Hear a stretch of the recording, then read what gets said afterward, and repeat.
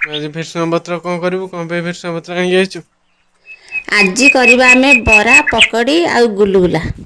आज माणबसार पूर्व दिन भृषंग पत्र आसी चलतु बरा पकड़ी छाणवा समय आम एक रहस्यमय कहानी शुणा। नुआपल्ली नामक एक गाँव में एक छोट बजार थिला। सेठारे 3 जन सांग थिले बरा पकुड़ी और गुलुगुला। दिन में लोके तांकु किणी खाउथिले किंतु राति हेले सेमाने जीवंत हेउथिले। गोटे रातिर घटना 3 जन जाक चुपचाप दुकान बाहरी गाँ आड़ को चलिले। गुलुगुला सबुठारु गोलाकार थिबारु से गड़ी गड़ी जाउथिला। बरा ताकू धरी धरी जाउथिला। पकुड़ी आगरू चालुथिला कारण से हल्का और खरखरा थिला। सेमानकर लक्ष्य थिला गाँ बाहर थी चंद्रपुत्र जलस्रोत को देखिबा काहींकिना सेठी जिए गाधाए से शक्तिशाली हो जाए। जीवा बाटरे एक जंगल पड़िला।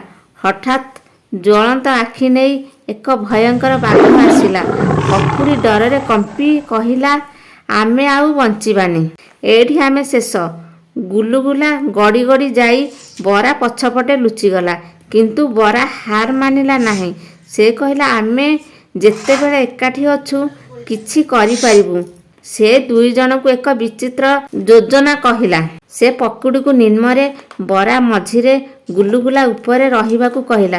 तीनोटी मिसिके बड़ गोलाकार रूप नेले। सेमाने शीघ्र बेगरे बाघ आड़कू धाइले। बाघटी दौड़ी भୟରେ जंगल भितर को पलैगला। तापरे सेमाने चंद्रगुप्त जलस्रोत पाखरे पहुँचिले। पकुड़ी कहिला भय लागुची किंतु मने होउछि गाधोइबा उचित। तापरे 3 जन जाक गाधोइले। जलरू बाहरिबा समय सेमाने किछि अजब देखिले। बरा हालुका होई उड़ी पारुथिला। पकड़ी घोड़ा भली दौड़ी पारुथिला। गुलुगुला रबर भली डेई पारुथिला। 3 जन खुशी होई गाँ को फेरिले। ता पर दिन गाँ लोके देखिले बरा आकाश रे उडुछि, पकुड़ी दौड़ुछि ओ गुलुगुला इयाड सियाडे गडुछि।